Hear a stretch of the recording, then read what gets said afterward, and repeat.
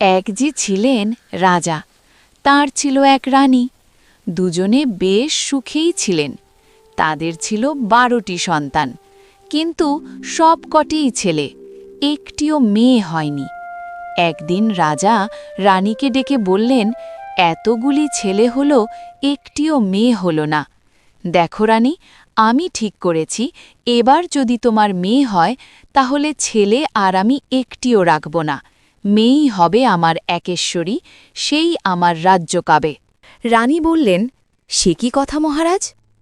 রাজা তখন রানীকে একটি ঘরে নিয়ে গিয়ে বললেন, এই দেখো রানী।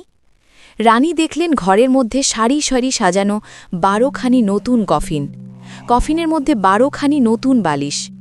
রাজা বললেন, এবার মেয়ে জন্মালেই 12টি ছেলেকে মেরে 12টি কফিনে ভরে কবর দেব।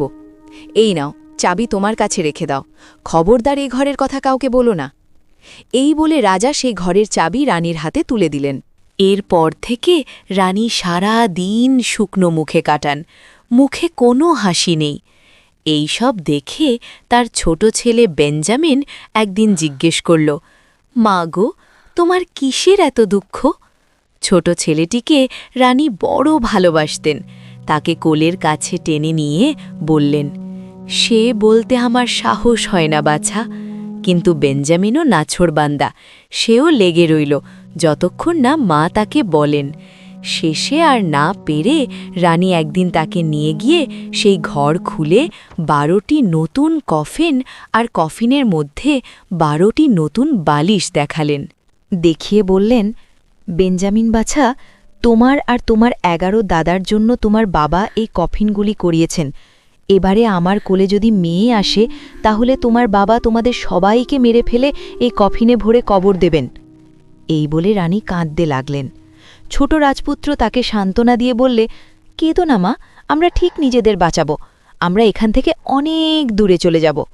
রানী বললেন, তাই যা বাছা, তোর 11 দাদাকে নিয়ে এখান থেকে অনেক দূরে পালিয়ে যা। আর দেখ, যেখানে যাবি সব সময় তোদের মধ্যে একজন যেন সবচেয়ে উঁচু যে গাছ তাতে চড়ে বসে থাকিস। আর আমাদের রাজপ্রাসাদের চূড়োয় যে বুরুজ আছে তার দিকে লক্ষ্য রাখিস। যদি আমার ছেলে হয় তাহলে বুরুজে আমি সাদা নিশে নুড়িয়ে দিতে বলবো, তা দেখে তোরা ফিরে আসিস, তোদের কিচ্ছু হবে না। আর যদি মেয়ে হয় তাহলে বুরুজে লাল নিশান উড়িয়ে দেব, তা দেখে আর থাকিস নে, যত দূরে পারিস পালিয়ে যাস।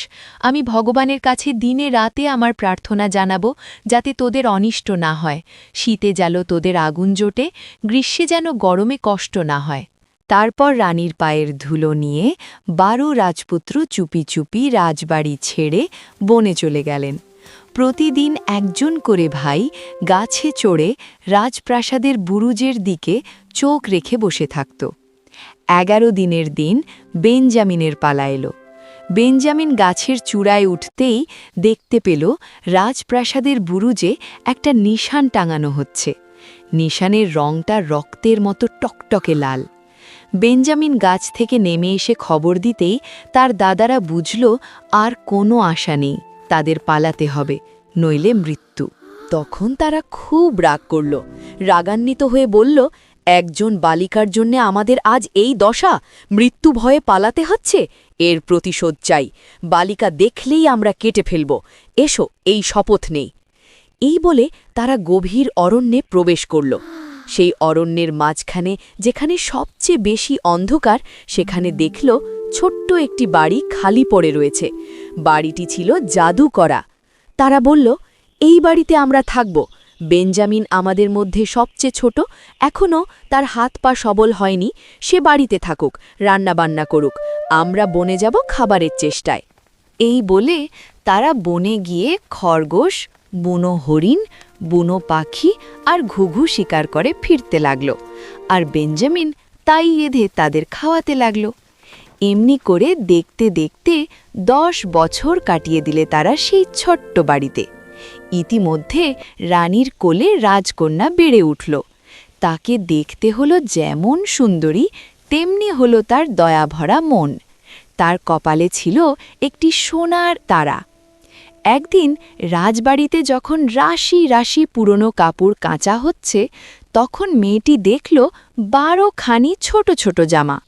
সে বলল, মা, এগুলি কার? বাবার গায়ে তো এতটুকু জামা হবে না। শুনে মায়ের মন দুঃখে ভরে গেল। তিনি নিঃশ্বাস ছেড়ে বললেন, মা রে, এগুলি তোর 12 দাদার। মেয়েটি জানতে চাইল, তাহলে আমার দাদারা কোথায়? কখনো তো শুনিনি তাদের কথা। রানী জবাব দিলেন, ভগবানই জানেন কোথায় তারা ঘুরে বেড়াচ্ছে। বলে তিনি কন্যাকে নিয়ে গেলেন সেই গোপন ঘরে। চাবি খুলে তাকে সেই 12টি কফিন আর তার মধ্যে 12টি বালিশ দেখালেন। বললেন, তোর 12 দাদার জন্যে এই 12টি কফিন তৈরি হয়েছিল। তুই যখন জন্মাস তখন থেকেই তারা অনেক দূরে পালিয়ে গেছে। এই বলে যা যা ঘটেছিল সব তিনি মেয়েকে শোনালেন। রাজকন্যা বললেন, খেদো না মা, আমি যাব, গিয়ে আমার ভাইদের খুঁজে বার করে আনব। এই বলে সে 12টি জামা নিয়ে বেরিয়ে পড়ল। বনের মধ্যে ঢুকে খোঁজা শুরু করল। শেষে বন যেখানে সবচেয়ে গভীর, সেখানে এসে সন্ধে হতেই চোখে পড়ল সেই জাদু করা বাড়িটি। বাড়ির মধ্যে ঢুকে সে দেখল চমৎকার সুন্দর একটি ছেলে দাঁড়িয়ে। ছেলেটি রেগে বলল, কোথা থেকে আসছো তুমি? কি চাও?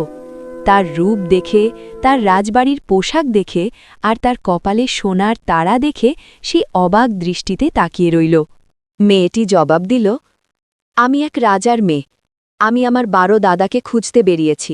নীল আকাশের তলায় যত দেশ আছে সব দেশে আমি খুঁজব, যতদিন না তাদের বার করতে পারি। এই বলে সে 12টি জামা বের করে দেখাল। বেঞ্জামিন তখন বুঝল এই হচ্ছে তার সেই ছোট বোন। তখন সে বলল, আমি বেঞ্জামিন, আমি তোমার সেই ছোট দাদা। আনন্দে রাজকন্যার চোখে জল এলো। বেঞ্জামিনও কাঁদল।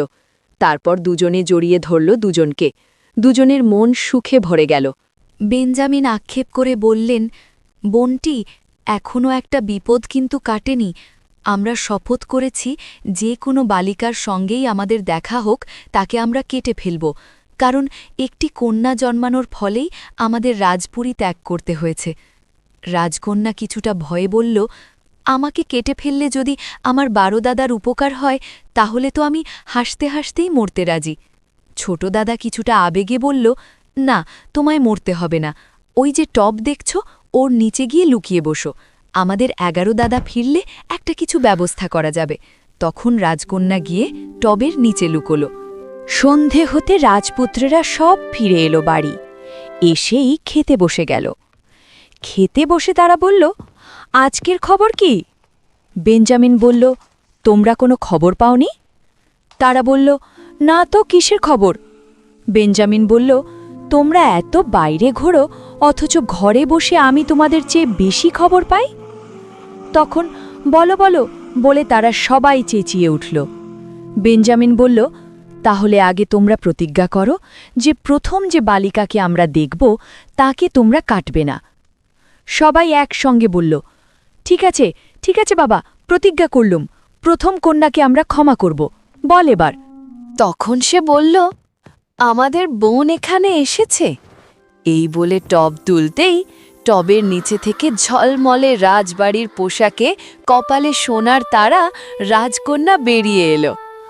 অমন সুন্দরী, অমন নরম তুলতুলে চেহারা দেখে সবাই খুশি হয়ে উঠল। সবাই তাকে আদর করল। এরপর রাজকন্যা সেই বাড়িতেই রয়ে গেল। বেঞ্জামিনের রান্নার কাজে, ঘর পরিচর্যার কাজে সেও হাত লাগালো।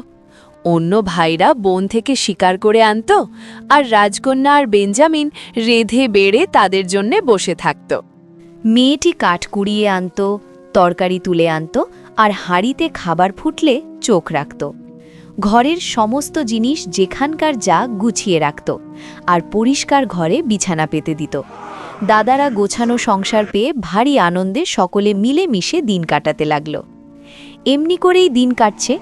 একদিন ছোট রাজপুত্র আর রাজকন্যা মস্ত এক ভোজের আয়োজন করল। সকলে খেতে বসল, খুব তৃপ্তি করে খেল সবাই। একবার হলো কি, সেই জাদুকরা বাড়ির গায়ে ছোট্ট একটি বাগান ছিল। তাতে 12টি লিলি ফুল ফুটেছিল। দালাদের খুশি করবার জন্যে রাজকন্যা সেই 12টি ফুল তুলতে চলল। মনে করল তারা যখন মাংস খাওয়া শুরু করবে তখন প্রত্যেককে একটি করে ফুল দেবে। কিন্তু যেই সে একটি একটি করে ফুল ছিঁড়তে লাগলো, অমনি এক একটি ভাই এক একটি দাঁড়কাক হয়ে উড়ে চলে গেল। উড়তে উড়তে যেই না তারা দূরে বনের মধ্যে অদৃশ্য হয়ে গেল, অমনি সেই মায়া কুটির আর তার বাগান দুই গেল মিলিয়ে। বেচারা রাজকন্যা দেখল বনের মধ্যে সে একা দাঁড়িয়ে। এদিক ওদিক তাকাতে তাকাতে হঠাৎ তার চোখে পড়ল তার কাছেই দাঁড়িয়ে রয়েছে এক বুড়ি। বুড়ি বলল, কি করলে তুমি বাছা? ফুলগুলি না ছিঁড়লেই তো পারতে। ওইগুলিই ছিল তোমার 12 ভাই, ওরা সব দাঁড়কাক হয়ে গেছে, আর তো ভিড়বে না। রাজকন্যা কাঁদতে কাঁদতে বলল, ওদের মানুষের রূপে ফিরিয়ে আনবার কি কোনো উপায় নেই? বুড়ি বলল, না, সারা পৃথিবী খুঁজলেও কোনো উপায় পাবে না, শুধু একটি ছাড়া, কিন্তু সে ভীষণ শক্ত। দাদাদের ফিরিয়ে আনবার একমাত্র উপায় হচ্ছে 7 বছর তোমাকে বোবা হয়ে থাকতে হবে, কোনো কথা কইতে পারবে না, হাসতেও পারবে না। 7 বছর পূর্ণ হবার এক মুহূর্ত আগেও যদি তুমি একটি কথাও বলো, তো তোমার দাদাদের আর কোনো ভরসাই থাকবে না, তারা আর বাঁচবে না। রাজকন্যা মনে মনে বলল, আমি জানি যে আমি আমার ভাইদের মুক্ত করতে পারব, এতে কোনো সন্দেহ নেই। এই ভেবে সে একটা প্রকাণ্ড উঁচু গাছ দেখে তাতে চড়ে বসল। সেইখানে বসে সে চরকা কাটতে শুরু করল। 7 বছরের জন্য মুখ বন্ধ করে দিল। একদিন সেই বনে এলেন এক রাজা শিকার করতে, সঙ্গে তার এক শিকারী কুকুর। কুকুর দৌড়তে দৌড়তে সেই গাছের কাছে এসে রাজকন্যাকে দেখতে পেয়ে লাফাদাফি আর ডাকাডাকি শুরু করে দিল। রাজা এসে দেখেন এক পরমা সুন্দরী কন্যা, কপালে তার সোনার তারা, বসে বসে চরকা কাটছে। রাজা দেখে এমন মুগ্ধ হলেন যে বললেন, কন্যা, তুমি আমার রানী হবে, আমি তোমায় রানী করব। রাজকন্যা কোনো কথা কইলেন না, শুধু একটু ঘাড় নাড়লেন। রাজা তখন নিজেই গাছে চড়ে রাজকন্যাকে নামিয়ে আনলেন, তাকে ঘোড়ায় চড়িয়ে দেশে নিয়ে গেলেন। মহা ধুমধামে বিয়ে হলো, খুব আমোদ প্রমোদ হলো, কিন্তু রাজার বউ কথাও কয় না, হাসেও না। যদিও কয়েক বছর বেশ সুখে স্বচ্ছন্দে কেটে গেল, কিন্তু রাজার মা ছিলেন ভারী হিংসুটে ও ডাইনি। তিনি নতুন রানীর নামে নিন্দা রটাতে শুরু করলেন। রাজাকে বললেন, ও তো ভিখিরির মেয়ে, নইলে অমন হয়, নিশ্চয়ই কিছু মন্তরতন্তর করছে, কি করছে কে জানে। আর যদি সত্যিই বোবা হয় তাহলে কথাই না হয় কইতো না, কিন্তু হাসতো তো। হাসে না বখন, তাহলে বুঝতে হবে কি কুমতলব আছে।